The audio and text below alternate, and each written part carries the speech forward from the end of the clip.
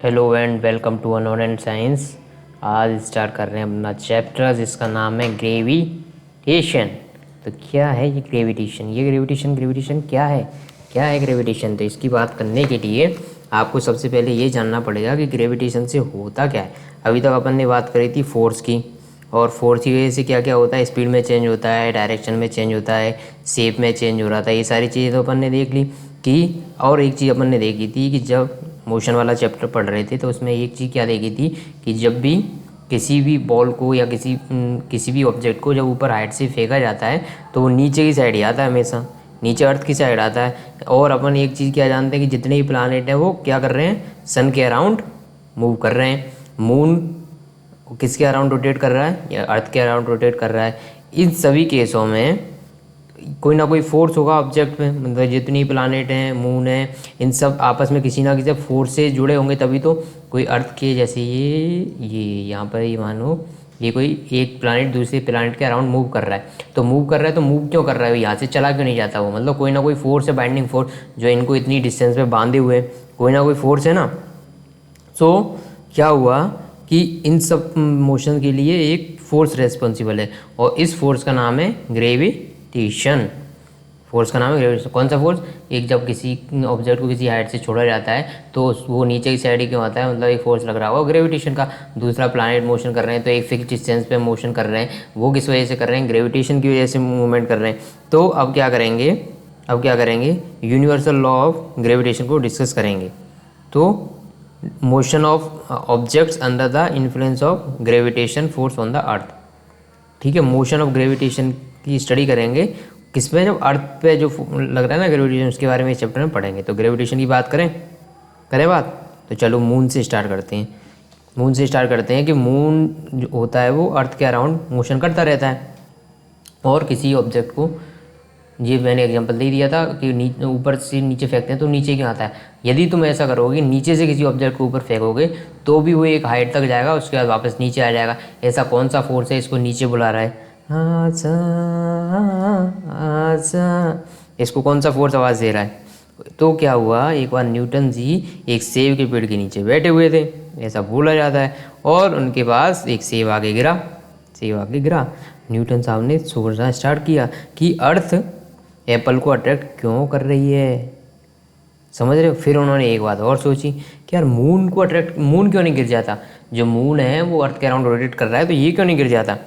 सेब तो गिर गया नीचे, तो सेब को भी किसी फोर्स ने अट्रैक्ट किया होगा, पर मून को भी अट्रैक्ट करना चाहिए, तो मून को भी नीचे गिर जाना चाहिए। दोनों ने सोचा कि यार ये फोर्स दोनों पे लग रहा है, मून पे भी एप्पल पे भी, क्या ये दोनों फोर्स सेम है, या सेम नहीं है तो फिर क्या है, मतलब सेम है या डिफरेंट है, क्या है इनमें, उनको उन्होंने जानने की कोशिश करी। ठीक है, तो क्या हुआ, तब उन्होंने पता लगाया कि हाँ मोशन होता है, मतलब इनके बीच में कोई ना कोई फोर्स है जो इनको बांधे हुए हैं, और जिसकी वजह से मून एक फिक्स दूरी पे रोटेट कर रहा है अर्थ के अराउंड।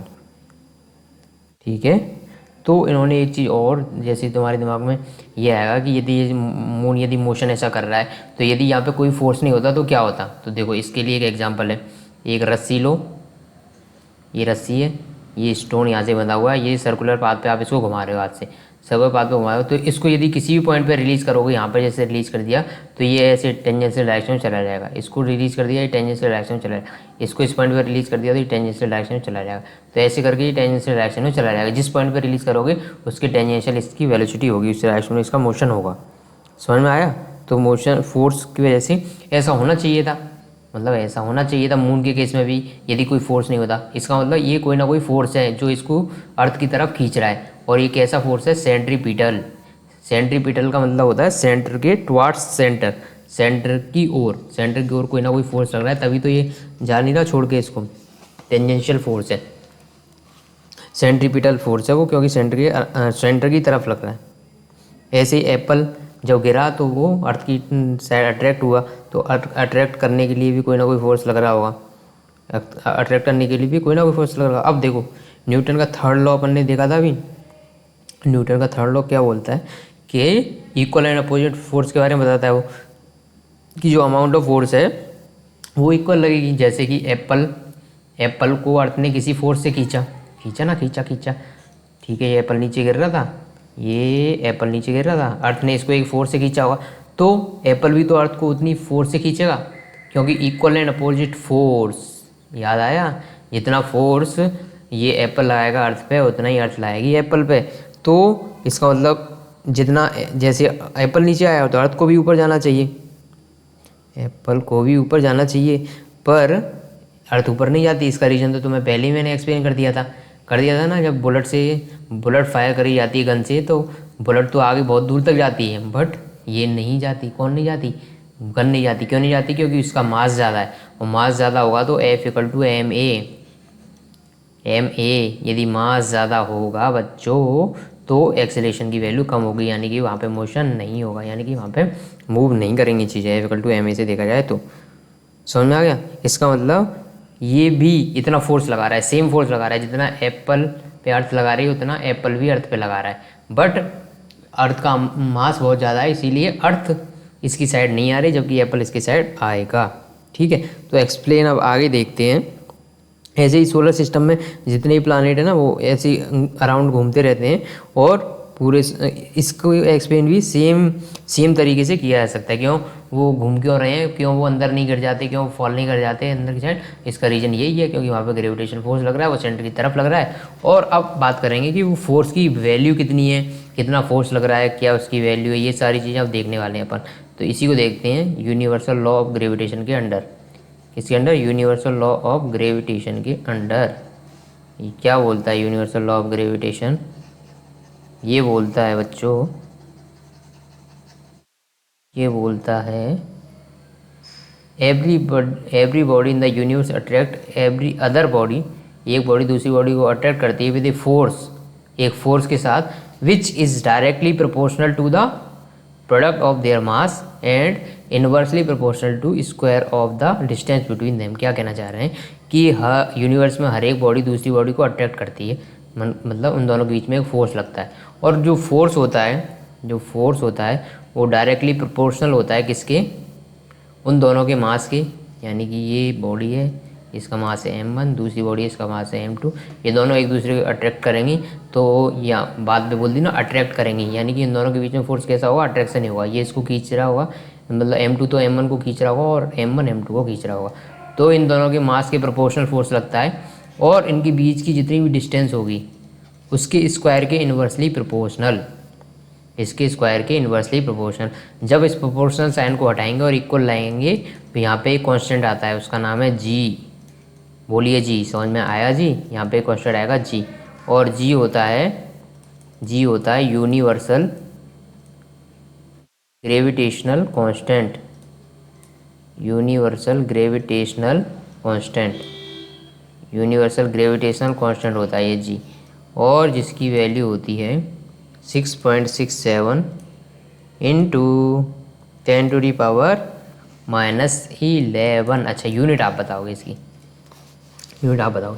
तो यदि इसको एक्सप्लेन करना होगा तो सबसे पहले आप लिखोगे कि जो फोर्स होता है, फर्स्ट टाइम लिखोगे फोर्स प्रोपोर्शनल होता है दोनों के मास के, और प्रोपोर्शनल होता है डिस्टेंस के इन्वर्सली प्रोपोर्शनल के स्क्वायर के। अब दोनों को इक्वेट करोगे तो एफ प्रोपोर्शनल हो गया m1 m2 by are square के। अब प्रोपोर्शनल साइन हटाएंगे, इक्वल लगाएंगे, तो जी एक कांस्टेंट आ जाता है, G m1 m2 upon are square. जी क्या है? Universal gravitation constant. इसकी वैल्यू है 6.67 इंटू 10⁻⁻11। इसकी यूनिट बताओ आप, यूनिट बता सकते हो ना इजीली? देखो एफ क्या है? G m1 m2 upon R square. तो किसकी यूनिट निकालनी है? जी की। तो जी को एक साइड रखो, इधर रखो, G m1 m2 upon R square equal to F. यहाँ से जी की वैल्यू आएगी F R square upon m1 m2। तो फोर्स की क्या है यूनिट? न्यूटन। फोर्स की यूनिट हो गई न्यूटन। इसकी आर की हो गई मीटर, तो आर स्क्वायर की मीटर स्क्वायर। नीचे है m1 m2 m1 into m2 यानी कि kg इंटू kg। तो यहाँ से यूनिट निकल न्यूटन मीटर स्क्वायर पर kg स्क्वायर, ये वैल्यू आएगी ना, ये वैल्यू आएगी newton metre square plus kg square. ये हो गई किसकी यूनिट? जी की unit. Newton metre square plus नहीं upon kg square, newton metre square upon kg square, ये इसकी यूनिट आती है। किसकी? यूनिवर्सल ग्रेविटेशनल कांस्टेंट की। और बच्चों और एक इम्पोर्टेंट चीज़, एक साइंटिस्ट थे जिनका नाम था हेनरी कैवेंडिश। हेनरी कैवेंडिश ने इसकी वैल्यू जी की वैल्यू निकाली और जो वैल्यू आई थी 6.673 इंटू 10⁻⁻11 न्यूटन मीटर स्क्वायर पर अपॉन kg स्क्वायर, ये वैल्यू आती है। ओके, और ये यूनिवर्सल ग्रेविटेशन कांस्टेंट की वैल्यू आ गई। अब ये ग्रेविटेशन फोर्स होता है, ये पूरे के पूरे प्लानेट सिस्टम में यानी कि हर जगह एग्जिस्ट करता है। एक बॉडी दूसरी बॉडी को अट्रैक्ट करती है इस फोर्स से। F = G m2/r² से। F क्या होता है? इन्वर्सली प्रोपोर्शनल होता है स्क्वायर के, किसके? इन दोनों के बीच की दूरी के स्क्वायर के, और डायरेक्टली प्रोपोर्शनल होता है उनके मास के मल्टीप्लिकेशन के। ओके, तो इसका एक न्यूमेरिकल नहीं देखेंगे अपन, क्योंकि न्यूमेरिकल सारे देखेंगे कब? जब कब? जब न्यूमेरिकल कराऊंगा मैं, अभी कराऊंगा ना, अभी मतलब जब नेक्स्ट क्लास में, यार समझा करो।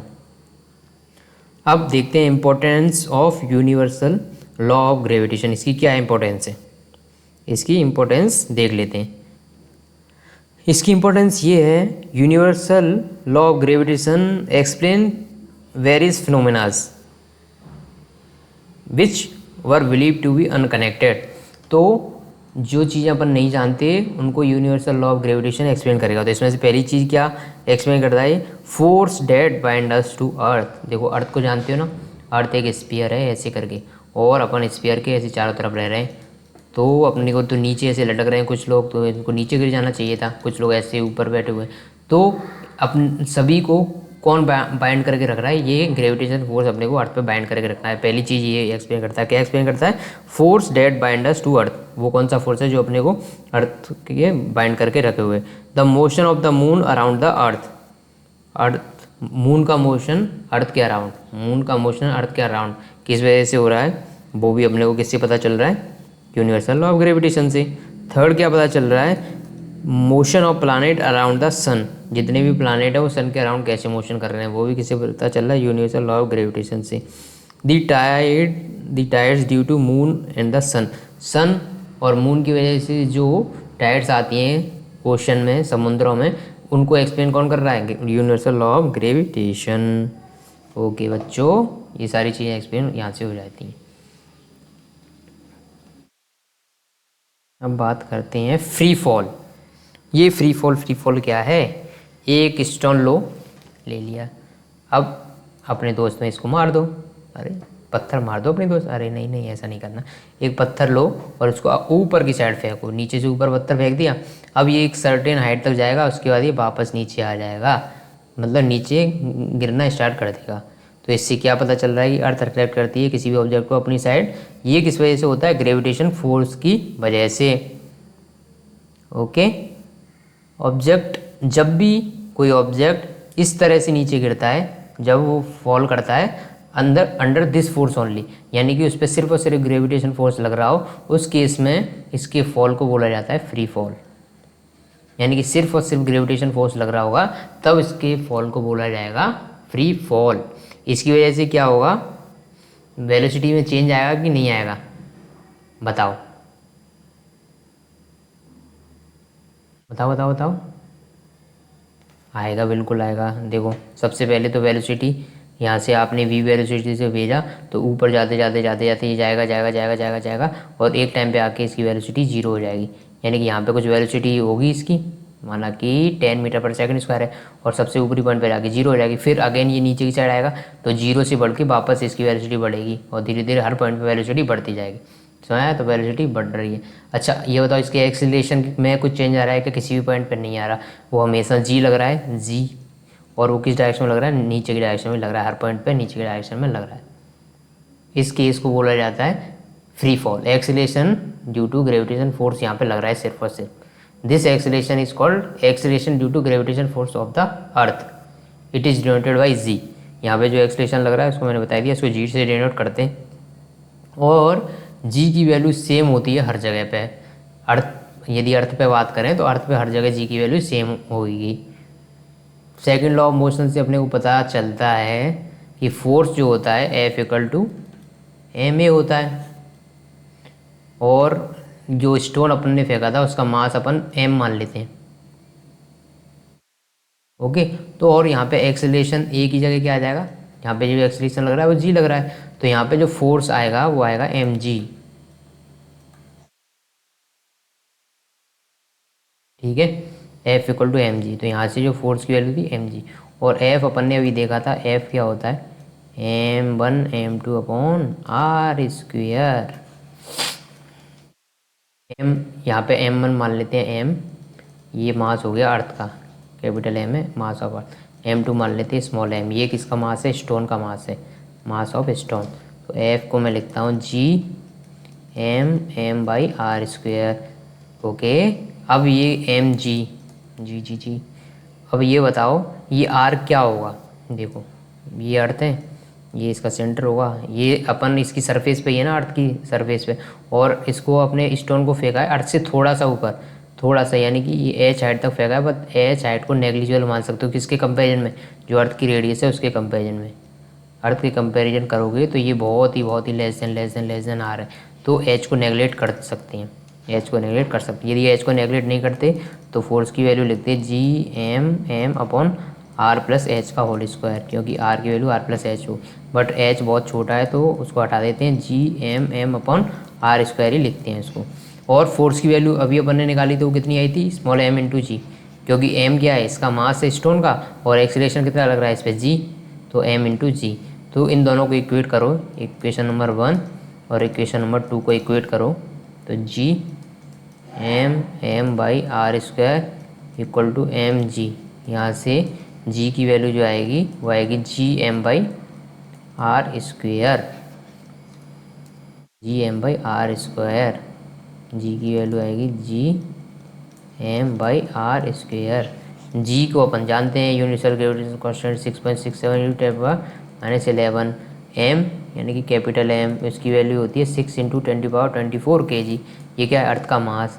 आर है रेडियस ऑफ अर्थ, जिसकी वैल्यू होती है 6400 किलोमीटर, या फिर मीटर में चेंज करोगे तो ये आएगा 6.4 × 10⁻6 मीटर। ये वैल्यू सारी पुट कर दो इस इक्वेशन में, तो इस इक्वेशन में पुट करोगे तो कर देते हैं।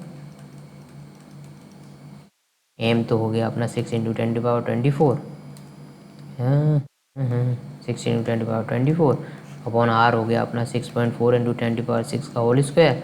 यहाँ से जो जी की वैल्यू आती है वो 9.8 मीटर पर सेकंड स्क्वायर, यानी कि अर्थ की सरफेस पे जो ग्रेविटेशन एक्सेलरेशन, जी ग्रेविटेशनल एक्सेलरेशन है, उसकी वैल्यू कितनी होती है, 9.8 मीटर पर सेकंड स्क्वायर।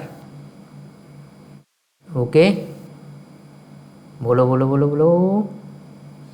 अब एक चीज़ बताओ मुझे कि क्या कोई दो ऑब्जेक्ट हैं और ये छत पे खड़े हुए आप दो ऑब्जेक्ट को फेंक रहे हो ऊपर से नीचे, तो क्या ये सेम टाइम पे नीचे अर्थ से टकराएंगे, क्योंकि इन पे सेम अमाउंट ऑफ एक्सेलरेशन लग रहा है, वो जी लग रहा है हर एक ऑब्जेक्ट पे, और देखो सेम अमाउंट ऑफ एक्सेलरेशन लग रहा है तो उनको सेम टाइम पे टकराना चाहिए था नीचे। क्यों क्यों सेम टाइम पे टकराना चाहिए था, यानी ये हाइट मान लो कि एस है, एस है, एस क्या होता है, S equal to U T plus half A T square, ये होता है हाफ ए टी स्क्वायर, यानी कि जी मान लो जी टी स्क्वायर हो जाएगा ना, ये जी लग रहा है ना एक्सप्रेशन। ओके, यू तो इनिशियल वेलोसिटी तो जीरो है, और एस दोनों केस में सेम होगा ना बच्चों, एस दोनों केस में सेम है क्योंकि सेम हाइट से फेंक रहे हैं, ठीक है, एस सेम है, जी तो दोनों केस में जी लग रहा है, तो टाइम भी सेम लगना चाहिए ना, तो जितने टाइम में ये एक ऑब्जेक्ट पहुंचेगा एक दूसरा ऑब्जेक्ट भी इसी टाइम में पहुंचेगा। अब देखो इसका एक एग्जांपल ऐसे लेना, एक तो लेना स्टोन जो एनसीईआरटी में दे रखा है, और दूसरा लेना है पेपर, A4 साइड का पेपर लेना, A4 साइज़ का। तो आप देखोगे जो पेपर है ना A4 साइज़ का वो लेट पहुँचता है, जबकि इस इक्वेशन के हिसाब से तो दोनों को सेम टाइम पे पहुंचना चाहिए था। तो उसके पीछे रीज़न ये है कि यहाँ पे एक ड्रैग यानी कि फ्रिक्शन फोर्स लगता है जो एयर की वजह से, और क्योंकि ये इसका सरफेस एरिया ज़्यादा है, किसका, ये पेपर का सरफेस एरिया ज़्यादा है, इस वजह से इस पर ड्रैग की अमाउंट ज़्यादा लगती है, इसीलिए धीरे धीरे पहुंचता है, क्योंकि इसको एयर ड्रैग लगाती है, जिस वजह से ये धीरे धीरे पहुंचता है। यदि आप ऐसा करो, दो पत्थर ले लो भले ही, एक का वेट है 10 kg और दूसरे का वेट है भले ही 20 kg, दोनों के मास अलग अलग हैं भले ही, पर इन दोनों को यदि सेम टाइम पे रिलीज़ करोगे तो ये सेम टाइम पे जाके ही अर्थ से टकराएंगे। ओके, ये बात तुम्हें पता चल गई। Acceleration experience by object is independent of its mass, जो एक्सेलरेशन एक्सपीरियंस किया जाएगा ऑब्जेक्ट के द्वारा वो मास पे डिपेंड नहीं करता। इसका मतलब क्या हुआ, ऑल ऑब्जेक्ट चाहे हॉलो हो, चाहे सॉलिड हो, चाहे बिग हो, स्मॉल हो, सभी सेम रेट से नीचे आएंगे। ओके, इससे पता चलेगा कि किसी भी ऑब्जेक्ट को यदि सेम हाइट से फेंकोगे तो वो सेम टाइम में नीचे आएंगे। बस ये वाला केस ऐसा नहीं हो जाना चाहिए कि इस पे एयर ड्रैग की एक पे बहुत ज़्यादा लग जाए, तब दिक्कत आ सकती है। तो जी क्या होता है, कांस्टेंट होता है कब, near the earth, near the earth constant होता है और जी की वैल्यू होती है 9.8 मीटर पर सेकंड स्क्वायर। जब जी कांस्टेंट है, यदि एक्सेलरेशन कांस्टेंट है, तो ये लॉ ऑफ मोशन वैलिड होंगे ना, हमेशा वैलिड होंगे। S equal to U T plus half G T square, V square equal to U square plus 2 GS। ये सही है ना तीनों इक्वेशन। बस इसमें एक ही जगह क्या पुट कर दिया, तीनों में ए इक्वल टू जी पुट कर दिया, तो ये तीनों इक्वेशन इस तरह से बन गई। ओके, और यू एंड वी क्या है यहाँ पे, यू है इनिशियल वेलोसिटी, यू है इनिशियल वेलोसिटी, और वी हो गई यहाँ पे फाइनल वेलोसिटी।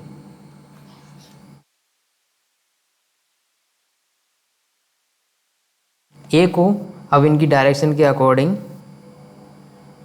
ए को आप एक डायरेक्शन में पॉजिटिव मान लो। जितनी भी, जैसे भी कोई भी न्यूमेरिकल सॉल्व करो ना, कोई भी न्यूमेरिकल सॉल्व करो, तो मैं तुम्हें ये सजेस्ट करूँगा कि ऊपर की डायरेक्शन को पॉजिटिव मान लो तुम। यदि कोई भी चीज़ ऊपर की डायरेक्शन में है तो उसको पॉजिटिव मान के चलो, और जो इसके अपोजिट यानी नीचे की डायरेक्शन में नेगेटिव, यानी कि वेलोसिटी है, यदि इनिशियल वेलोसिटी ऊपर की डायरेक्शन में तो उसको ले लो पॉजिटिव, यदि वेलोसिटी नीचे की डायरेक्शन में तो उसको ले लो नेगेटिव। ऐसे एक्सेलरेशन यदि ऊपर की डायरेक्शन में लगता तो उसे पॉजिटिव लेते, और नीचे की डायरेक्शन में लग रहा तो उसे नेगेटिव ले लो। बट इस केस में जी लगेगा, ग्रेविटेशनल एक्सेलरेशन, जो कि हमेशा ही नीचे की डायरेक्शन में लगेगा, यानी कि हमेशा नेगेटिव ही होगा वो, यानी नीचे की डायरेक्शन में लगेगा तो नेगेटिव ही होगा। ओके, अब बात कर लेते हैं ज़रा मास की। ये मास क्या होता है, मास क्या होता है, mass is the measure of inertia, mass is the measure of its inertia, it's inertia.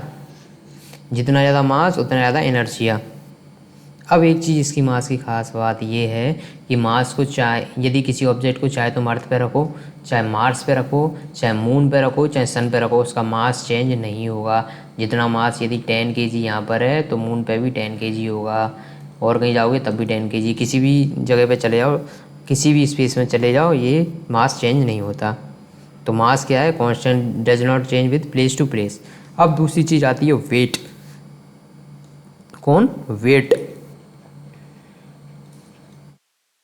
अर्थ होती है, किसी भी ऑब्जेक्ट को अट्रैक्ट करती है, और जिस फोर्स से अट्रैक्ट करती है वो फोर्स डिपेंड करता है मास पे और एक्सेलरेशन पे। और जिस फोर्स से कोई भी ऑब्जेक्ट को अर्थ अट्रैक्ट करती है उस फोर्स को बोला जाता है उसका वेट, उस फोर्स को बोला जाता है वेट, और वो होता है ma के बराबर। और क्योंकि ये अर्थ अट्रैक्ट कर रही है तो ये की जगह रख देंगे g, तो किसी भी ऑब्जेक्ट का जो वेट होता है mg होगा। क्या होगा, mg। Attraction force of earth on an object is known as weight of the object. Okay, तो यहाँ पे फोर्स की जगह क्या रख सकते हो, w, ये वेट है ना, w इक्वल टू mg।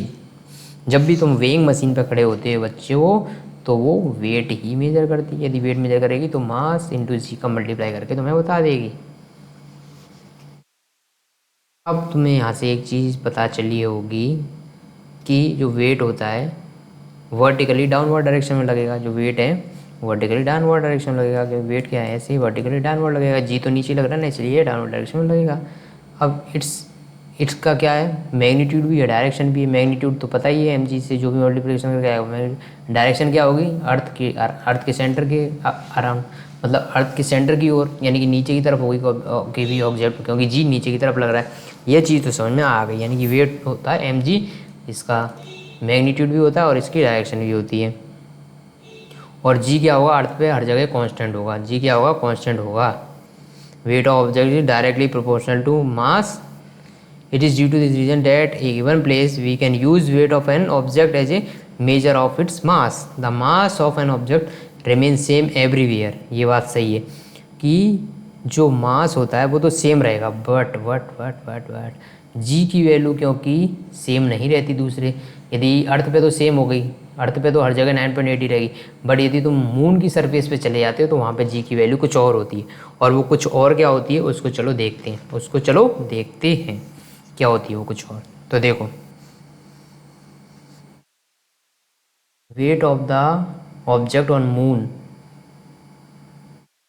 क्या होता है, वेट क्या होता है किसी भी ऑब्जेक्ट का किसी भी सरफेस पे, जिस फोर्स से वो, जैसे मून अर्थ पे तो अर्थ खींच रही थी, मून पे मून खींचेगा, तो मून किस फोर्स से उस ऑब्जेक्ट को अपनी तरफ अट्रैक्ट कर रहा है उसी को बोलते हैं उसका वेट। और अर्थ पे तो ये एम जी था, बट जब मून पे जाएंगे तो जी की वैल्यू यानी कि उसके सरफेस पे जो ग्रेविटेशन कांस्टेंट होगा उसकी वैल्यू कुछ अलग होगी। तो क्या होता है कि वो अलग फोर्स से अट्रैक्ट करेगा। मान लेते हैं कि उस ऑब्जेक्ट का मास है एम और अर्थ की सरफेस मून की सरफेस पे वेट है डब्ल्यू एम, और मून का मास मान लेते हैं एम मामा चंदा मामा, और इसकी रेडियस है आर एम। अब लगा दो ग्रेविटेशन कांस्टेंट, वेट क्या होगा, वेट क्या होता है, ये क्या होता है अट्रैक्शन फोर्स ही हो गया ना, डब्ल्यू से जी एम मून का मास ऑब्जेक्ट का मास अपॉन आर यानी कि मून की स्क्वायर। यहाँ से तुम यदि वैल्यू निकालना चाहोगे डब्ल्यू की, डब्ल्यू अर्थ पे कितना होता है, G mass of earth mass of object जितना भी, वो तो सेम ही रहेगा क्योंकि ऑब्जेक्ट सेम लग रहे हैं, और आर का स्क्वायर, आर क्या है रेडियस ऑफ अर्थ, ये है रेडियस ऑफ मून। अब एक चीज़ देखो, अब आपको ये सारी वैल्यू याद होनी चाहिए तब ये तुम कर पाओगे। अर्थ का जो मास होता है, अर्थ और मून, अर्थ का जो मास होता है बच्चों वो होता है 6 × 10⁻²4, मून का जो मास होता है 7 × 10⁻²2, अर्थ की सरफेस की रेडियस होती है, अर्थ की रेडियस होती है 6 × 10⁻6 मीटर, और इसकी जो रेडियस होती है 1.74 × 10⁻6 मीटर। इन सारी वैल्यूज़ को यदि पुट करोगे यहाँ पर, इसमें तो मास ऑफ अर्थ में तो यही रहा, जो मास ऑफ अर्थ ये रहा, इसको पुट करो, ये तो एम दोनों केस में सेम ही रहेगा, तो ये तो WM/WE करूँगा ना मैं, WM/WE जब करूँगा तो देखो जी WM/WE करता हूँ, अरे अरे अरे अरे यही कर देता हूँ,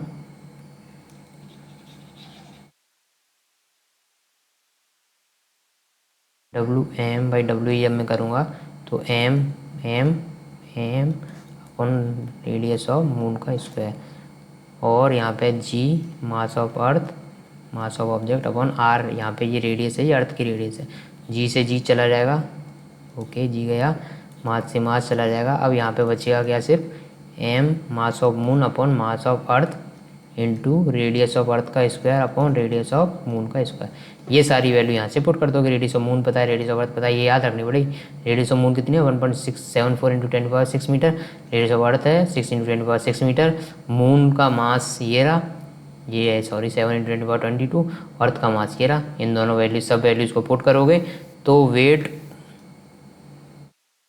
on moon upon weight on earth दोनों को जब करोगे तो ये डिफरेंस आता है 1/6, जो आता है 1/6, यानी कि जो मून की सरफेस पे जो वेट होता है ना वो 1/6 टाइम होता है किसके, अर्थ की सरफेस के वेट के।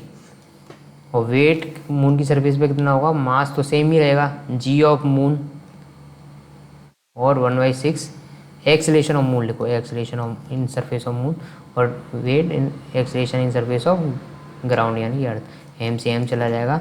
तो जो अर्थ मून की सरफेस पे जो एक्सेलेरेशन होता है वो ए जी कितना होता है, जी होता है, तो वैसे यानी कि जो मून की सरफेस पे एक्सेलेरेशन होता है वो अर्थ की सरफेस का 1/6 टाइम होता है, यानी कि वहाँ पे जो ऑब्जेक्ट होगा वो हल्का दिखेगा। कैसा दिखेगा, हल्का, ये जो हल्का हल्का ऑब्जेक्ट है ये तेरी नज़र का कसूर है, ठीक है। तो अर्थ मून की सरफेस का जो कांस्टेंट होता है वो अर्थ की सरफेस का 1/6 होता है, यानी वहाँ पे जाओगे कहाँ पर, वहाँ पर कहाँ पे, मून पे, तो मून पे वेट हो जाएगा 1/6 टाइम, क्योंकि वहाँ पे ग्रेविटेशन कांस्टेंट है 1/6 टाइम, ठीक है। अब ये टॉपिक तो होगा यहाँ पे ख़त्म। अब बात करते हैं अपन इसके नेक्स्ट टॉपिक जिसमें जो दिए गए हैं वो thrust and pressure. Thrust and pressure ये क्या होता है? Thrust and pressure, thrust and pressure को जानने से पहले आप एक चीज़ बताओ मुझे। आपने देखा होगा जो ऊँट होता है ना, ऊँट कैमल, उसको बोलते हैं रेगिस्तान का जहाज। ये टर्म आपने सुनी है, रेगिस्तान का जहाज। ऐसा क्यों बोलते हैं उसको? क्योंकि वो रेत पे आराम से चल लेता है। ऐसी जो टैंक होते हैं ना, आर्मी के टैंक होते हैं, उनका वेट 1000 ऑफ टन्स होता है और वो आराम से किसी भी टाइप के टेरेन में, यानी किसी भी टाइप के टेरेन में चल लेते हैं। और ट्रक और मोटर बस होती हैं, उनके टायर भी थोड़े चौड़े होते हैं। और जबकि कटिंग टूल होते हैं जैसे चाकू वगैरह हो गया, उनके जो एज होती है वो शार्प होती है। तो इन सब चीज़ों से आपको क्या पता चल रहा है? यहाँ से कोई ना कोई बात है इनके बीच में, ताकि इनको पर्टिकुलर, अपन किसी को पतला रख रहे हैं, किसी को मोटा रख रहे हैं, इसके पीछे कुछ ना कुछ रीज़न होगा। It has concept net force in perpendicular direction is known as thrust. Net force in a particular direction, net force in a particular direction ये होता है थ्रस्ट। और फोर्स पर यूनिट एरिया ये होता है प्रेशर। ठीक है, थ्रस्ट एंड प्रेशर ये होता है। फोर्स इन पर्टिकुलर डायरेक्शन तो होता है थ्रस्ट, और फोर्स पर यूनिट एरिया होता है प्रेशर। ठीक है, अब क्या करो आप, इनको एग्जाम्पल की मदद से समझते हैं। जैसे आपने पिन देखी होगी, पिन है, किसी भी पिन को यदि कार्डबोर्ड में लगाना है तो आपने देखा होगा इसको जो जी एकदम एज होता है ना, वो एकदम शार्प बनाया जाता है। क्यों बनाते हैं इसको शार्प एकदम? क्या था कि इसका सरफेस एरिया कम हो जाए, और यदि सरफेस एरिया कम हो जाएगा, ओके, तो ये आसानी से कार्डबोर्ड में अंदर चला जाएगा, क्योंकि ये स्मॉल एरिया पे लग रहा है। अब दूसरी एक और एग्जांपल देखो कि आप लूज सैंड है, कोई सैंड पड़ी हुई है, उस पर आप खड़े हो जाते हो, ये सैंड है नीचे, इस पर आप खड़े हो जाते हो पैरों की, तो ये क्या हो जाएगा, ये धंसने, आपके पैर इसके अंदर धंसने लग जाएंगे। अब आप इस पर लेट जाओ, इस सैंड पे लेट जाओ, तो आपकी बॉडी नहीं धंसेगी। इससे क्या पता चल रहा है? इससे ये पता चल रहा है कि जब आप अपना सरफेस एरिया ज़्यादा जगह पे डिस्ट्रीब्यूट कर देते हो तो ये फोर्स पर यूनिट एरिया कम हो जाता है। वो देखो भाई, क्या बोलना चाह रहा हूँ मैं, कि जब आप खड़े हुए थे तो बस इतने से एरिया पे ये फोर्स, ये पूरी बॉडी का फोर्स लग रहा था सिर्फ 2 पैरों की जगह पे, तो मतलब एरिया कम था, इसलिए पर यूनिट एरिया फोर्स क्या था, ज़्यादा हो गया। पर यूनिट फोर्स एरिया पे फोर्स ज़्यादा हो गया। जब आप लेट गए तो आपका मास पूरे इसमें लेट में डिस्ट्रीब्यूट हो गया, तो पर यूनिट एरिया पे जो फोर्स है वो कम हो गया। इसी वजह से आपकी बॉडी धंस नहीं रही उस रेत के अंदर। कि इससे क्या पता चल रहा है कि force acting in particular to the surface of the sand, force acting on the object particular surface is called thrust. Force acting on the object in particular direction is called as thrust. When you stand loose sand पे खड़े, ये पूरा समझ में आ गया loose sand वाला concept, क्यों ऐसा हो रहा था कि आपके पैर नहीं धंस रहे थे, जबकि आपकी बॉडी नहीं धंस रही थी, जबकि आपके पैर धंस रहे थे। ये मैंने अच्छी तरह एक्सप्लेन कर दिया। अब देखो, effect of thrust on sand is larger while you are standing than you are lying.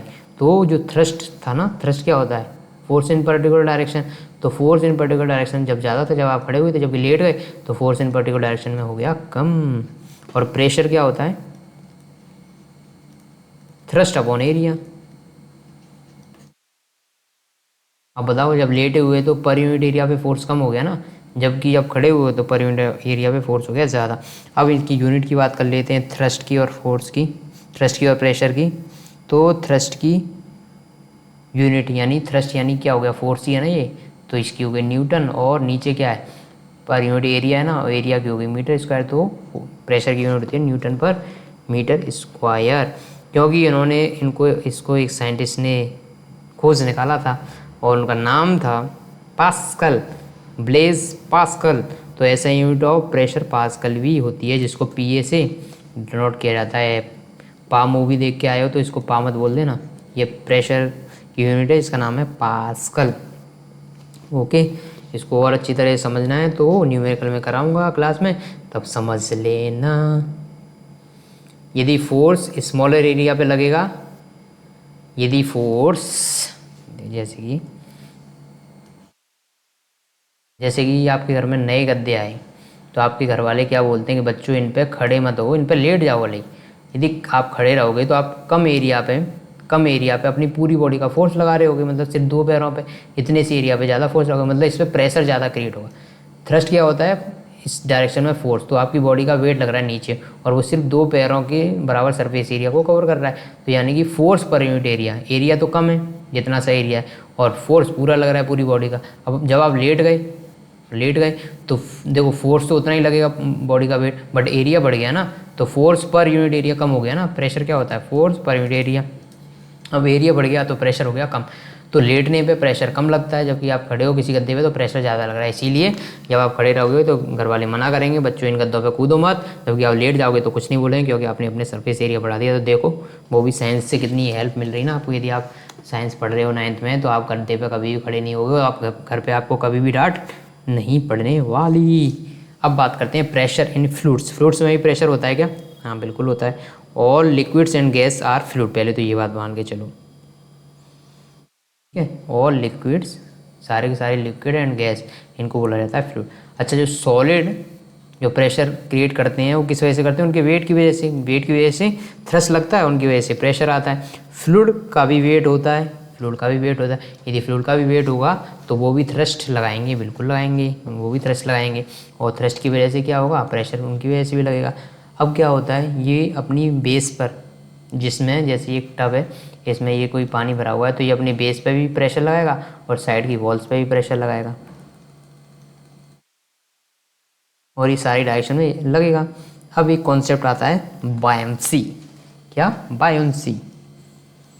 ये फ्लूइड की बात आ गई ना, तो ये कॉन्सेप्ट भी पढ़ना पड़ेगा, बायंसी। ये क्या होता है बायंसी? देखो आप क्या करो, एक कुआं है, इसमें आपने बाल्टी डाली पानी भरने के लिए, तो बाल्टी जैसे जैसे डूबती जाएगी डूब गई, पूरी बाल्टी डूब गई। अब इसको जैसे ही आप खींचोगे तो आपको ये अचानक से, जैसे ये पूरे पानी से, इस जैसे पानी का लेवल यहाँ तक था, वाटर लेवल, आपने इस वाटर लेवल से जैसे ही बाहर निकाली तो ये अचानक से आपको भारी महसूस होने लग जाएगी, बहुत भारी महसूस होगी।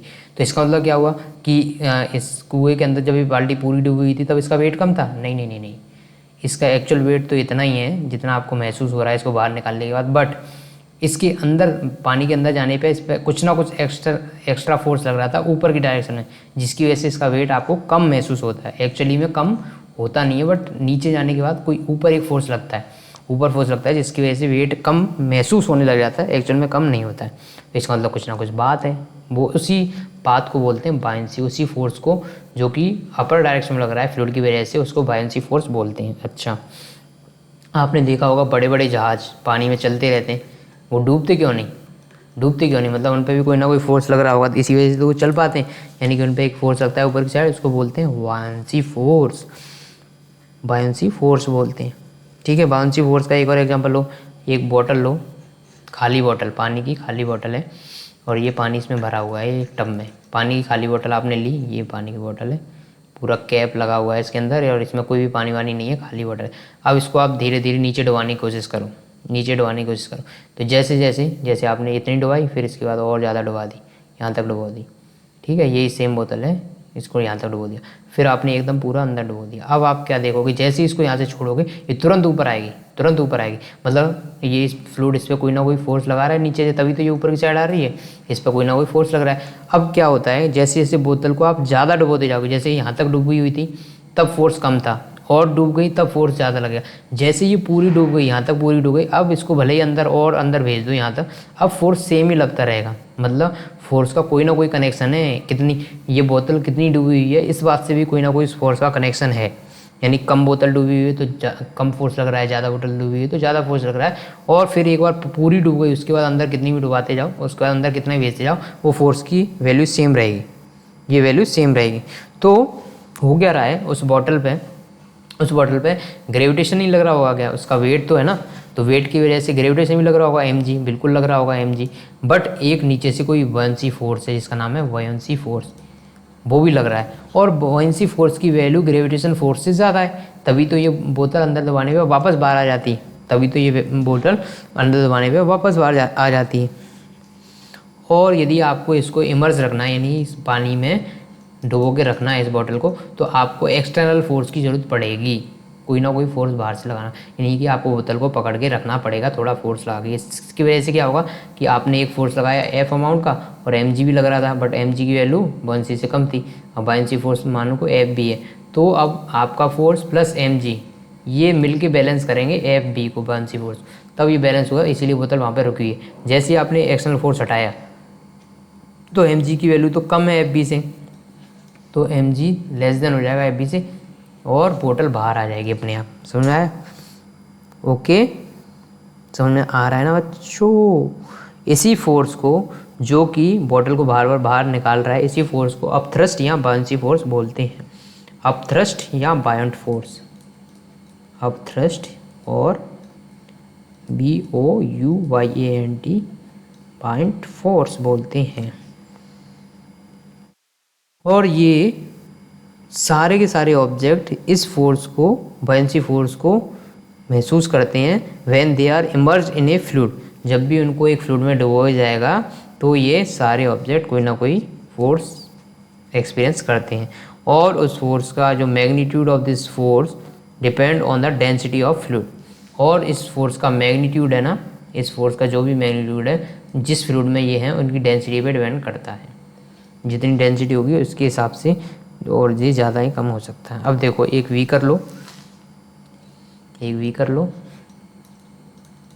उसमें एक नेल है, एक लोहे की सुई है, दूसरा एक कॉर्क का टुकड़ा है। अब आप देखोगे कि जो नेल है वो तो अंदर डूब जाती है, जबकि कॉर्क उस पर तैरता रहता है।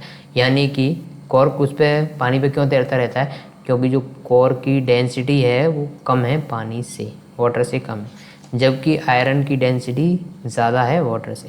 तो जिसकी डेंसिटी, जैसे जो भी फ्लूइड है, यदि उससे कम डेंसिटी का कोई भी ऑब्जेक्ट उसमें डालोगे आप तो वो तैरता रहेगा।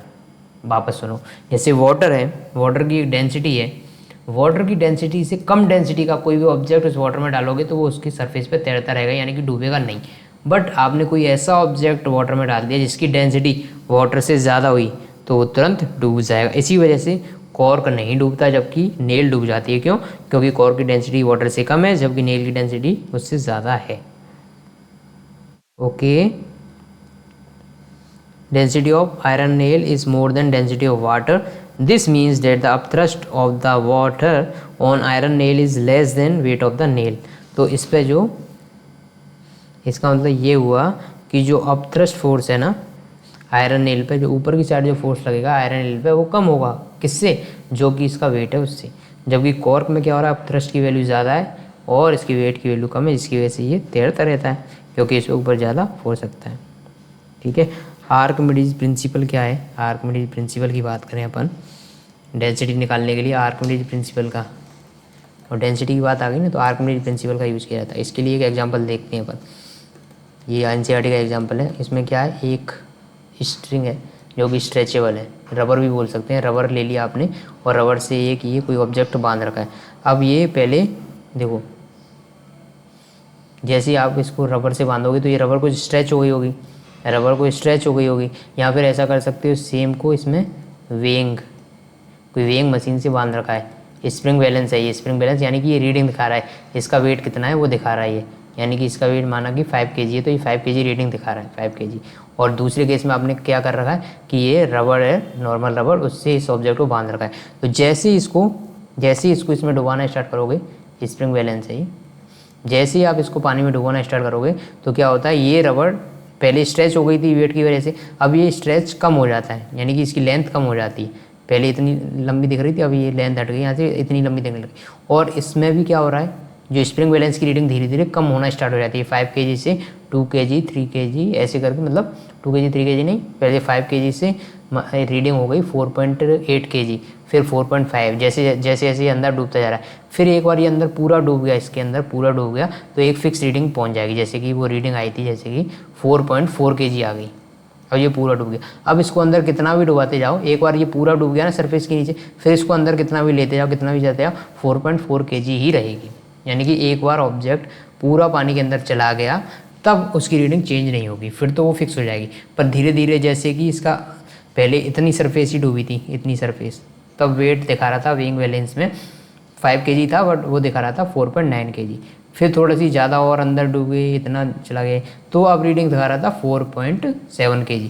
अब ये पूरा डूब गया तब रीडिंग दिखा रहा है 4.5 kg। अब इसको अंदर लेते जाओ, बोले अंदर इसमें डालते जाओ पानी में, तो 4.5 ही दिखाएगा। एक बार 4.5 दिखाना स्टार्ट कर दिया पूरा डूबने के बाद, तो 4.5 ही रहेगी वैल्यू। तो इससे क्या प्रूव हुआ, आपको क्या पता चला बच्चों?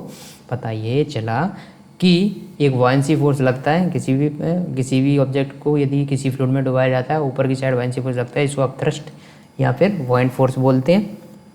आर्किमिडीज ने ये बताया कि किसी भी ऑब्जेक्ट की डेंसिटी कैसे मेज़र करें, यानी कि उसके कैसे, यदि कोई पार्शियली या फुली इमर्स्ड बॉडी है तो उसमें अपवर्ड फोर्स जो लगता है उसकी वैल्यू कैसे मेज़र करें। जो अपवर्ड फोर्स यानी कि बुओयंट फोर्स लग रहा है उसकी वैल्यू कैसे निकालें। तो उन्होंने बताया, सिंपल सी चीज़ बताई उन्होंने। क्या किया, अब एक काम करो, जिस भी ऑब्जेक्ट पे बुओयंट फोर्स निकाल सकते हो उसको पार्शियली इमेज किया, ऐसे इतना इमर्ज किया, तो आप क्या करो, इस बीकर को फुल भर लो। फुल भर लिया बीकर, ये भर लिया, और इसके एकदम जो ऊपर वाली सरफेस है ना, यहाँ पे एक होल बना दो ऊपर वाली सरफेस पे, जस्ट ऊपर वाली, जो एकदम सबसे ऊपर वाली सरफेस से टच हो रहा हो, यहाँ पे एक होल बना दिया। ये होल बना दिया। अब इसमें उस ऑब्जेक्ट को डुबोगे तो यहाँ से कुछ वाटर बाहर निकलेगा, अब क्या करना है कि उस, जैसे इस बीकर में पानी इकट्ठा कर लिया, जो भी बाहर निकला उस पानी का वेट निकाल लो।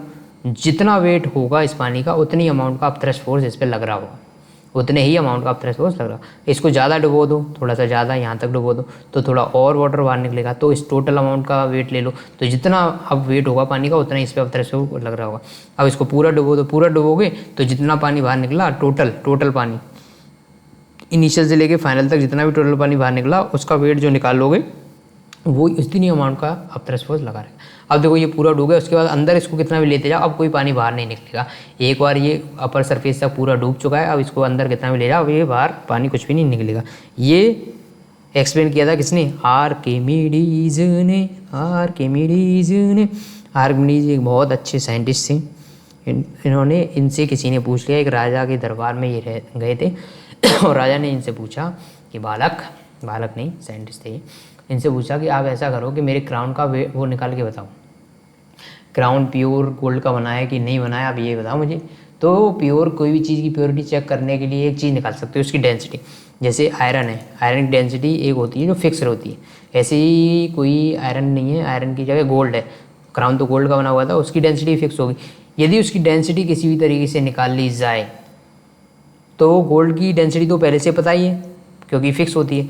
यदि उस क्राउन की डेंसिटी सेम आती है जो कि एक्चुअल में गोल्ड की होनी चाहिए, तो गोल्ड प्योर है।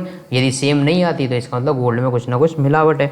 तो ऐसे ये बाथ टब में एक दिन नहा रहे थे, ये बहुत टब था, इसमें आराम से पड़े हुए थे, आराम से नहा रहे थे। अचानक इन्होंने देखा कि बाथ टब फुल भरा हुआ था, तो जैसे ही इसके अंदर गए तो पानी बाहर निकला, पानी तो बाहर निकलेगा ही। जैसे ही न्यूटन सर को सेव करने पे एहसास हुआ ना ग्रेविटेशन फोर्स का, ऐसे ही रोज़ नहाते होंगे हो सकता है, पर उस दिन उनके दिमाग में ये कॉन्सेप्ट चल रहा था कि यार राजा ने पूछा है डेंसिटी के लिए, तो वो कॉन्सेप्ट ही दिमाग में चल रहा था। और जैसे ही इसमें गए वाटर में, पानी बाहर निकला, तो उन्होंने पूछा कि यार ऐसे मैं भी अपना वेट निकाल सकता हूँ कि, मैं भी डेंसिटी निकाल सकता हूँ क्या अपनी।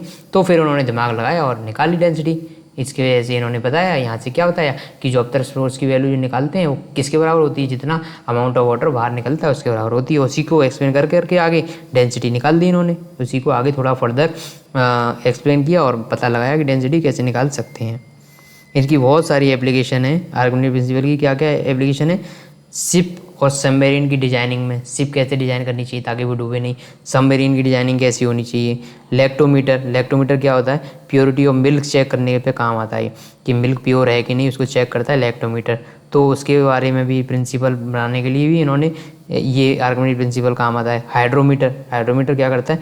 लिक्विड की डेंसिटी बताता है, उसको भी मेज़र करने के लिए आर्किमिडीज प्रिंसिपल काम आता है। ये सारे इनके क्या थे? एप्लीकेशंस थी। अब रिलेटिव डेंसिटी एक और टर्म है लास्ट, उसको और पढ़ लो, फिर ये चैप्टर हो जाएगा खत्म। रिलेटिव डेंसिटी रिलेटिव से क्या पता चल रहा है, मतलब किसी ना किसी के रेस्पेक्ट में, रिलेटिव मतलब किसी ना किसी के कंपेरिजन करने में जो डेंसिटी होगी उसको रिलेटिव डेंसिटी बोलते हैं। और डेंसिटी होती क्या है, मास पर यूनिट वॉल्यूम। इसकी डेंसिटी यूनिट क्या होगी, मास की तो केजी, वॉल्यूम की मीटर क्यूब, तो KG per metre cube. Density of given system under specific condition remain the same. किसी भी सब्सटेंस की जो डेंसिटी है वो सेम रहती है, सब्सटेंस की डेंसिटी सेम रहती है, ऑफ एनी सब्सटेंस सेम रहती है। इसका मतलब ये क्या, करेक्टरिस्टिक्स प्रॉपर्टी होती है, किसी भी सब्सटेंस की डेंसिटी उसकी करेक्टरिस्टिक्स प्रॉपर्टी होती है जो कि डिफरेंट होती है डिफरेंट सब्सटेंस के लिए। Example density of gold fix है, मैंने भी बताया था ना, किसी भी सब्सटेंस की डेंसिटी क्या होती है, फिक्स होती है। तो ये गोल्ड की डेंसिटी होती है 19,300 90,300 kg पर मीटर क्यूब, और डेंसिटी ऑफ वाटर होती है 1000 kg पर मीटर क्यूब। और डेंसिटी क्या बताने में हेल्प करती है, मैंने बताया था अभी, प्योरिटी बताने के लिए। जैसे कि गोल्ड की डेंसिटी ये होती है, यदि राजा की क्राउन की डेंसिटी इतनी आ जाती है तो मतलब प्योर गोल्ड है वो, यदि इतनी नहीं आती, कुछ वेरिएशन आता है, मतलब उसमें मिलावट की गई है। इसीलिए रिलेटिव डेंसिटी का कॉन्सेप्ट ये है कि किसी भी सब्सटेंस की डेंसिटी को यदि वाटर की डेंसिटी की कंपेरिजन में लिखा जाए तो ज़्यादा कन्वीनियंट होता है। कब कन्वीनियंट होता है, किसी भी सब्सटेंस की डेंसिटी को यदि वाटर की डेंसिटी के रेस्पेक्ट में लिखा जाए तो ज़्यादा कन्वीनियंट होता है। Relative density of substance is the ratio of, तो रिलेटिव डेंसिटी किसी भी सब्सटेंस की क्या होती है, रिलेटिव डेंसिटी जो होती है equal to density of substance, जिस भी सब्सटेंस की डेंसिटी है, density of that substance upon density of water. Density, relative density क्या होती है, density of substance that substance upon density of water. तो रिलेटिव डेंसिटी क्या होती है, density of that substance upon density of water. क्योंकि दोनों ऊपर भी डेंसिटी नीचे भी डेंसिटी, इससे पता चला ये यूनिटलेस क्वांटिटी है, इनकी कोई भी यूनिट नहीं होगी, क्योंकि ऊपर भी जो यूनिट होगी केजी पर मीटर क्यूब, नीचे भी वही यूनिट होगी, इसीलिए ये यूनिटलेस क्वांटिटी है relative density. Okay, thank you so much, bye bye. कोई डाउट हो तो पूछ सकते हो। Okay bye.